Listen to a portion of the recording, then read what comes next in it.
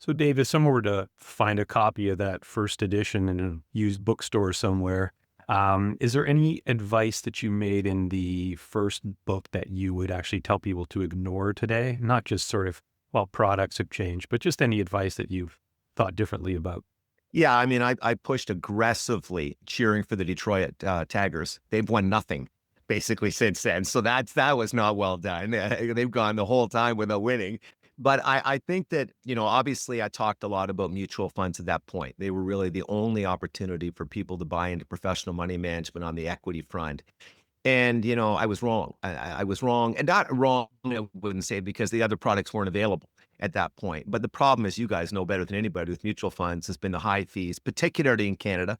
In the States, they tend to be more competitive. Canada has among, if not the highest, mutual fund fees in the world, often 2 to 2.5%. Remember, we went through a run there in the 90s where they sometimes hit 3 and 3.25% on some of the big funds. It was absolutely crazy. And I was under the feeling at that time that there were ways to scientifically attack this and pick what were likely to be the better performing mutual funds going forward. Not just studying past track records, but if you're willing to reading the reports, the thinking of the manager, et cetera. Well, let's be honest, that's been proven to be completely wrong.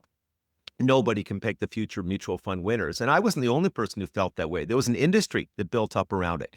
You had the guides coming out every year, and some of them were very well done. Gordon Pape, a very smart, very well-meaning guy, put a lot of work into trying to push people towards what could be the winning funds in the future. We had in the US Morningstar rating all the funds, et cetera. Well, none of them have been able to do it.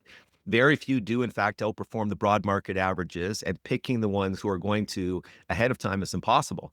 And so that would change. It has changed, did change in the Wealthy Barber return, certainly won't be pushed at all in the redo of the Wealthy Barber. But another thing that jumps at me is I was very much in the camp, if I can get you to pay yourself first, to take that 10 to 15% off the top, we're in pretty good shape here. I don't care what you do with the rest of your money. The problem is not long after the book came out, credit became ubiquitously available. Instead of just being providers of credit, the banking institutions ended up being pushers of credit. And so you had a lot of people who were paying themselves first and building up the asset side of their net worth statement, but were offsetting it on the liability side by taking on all of this debt.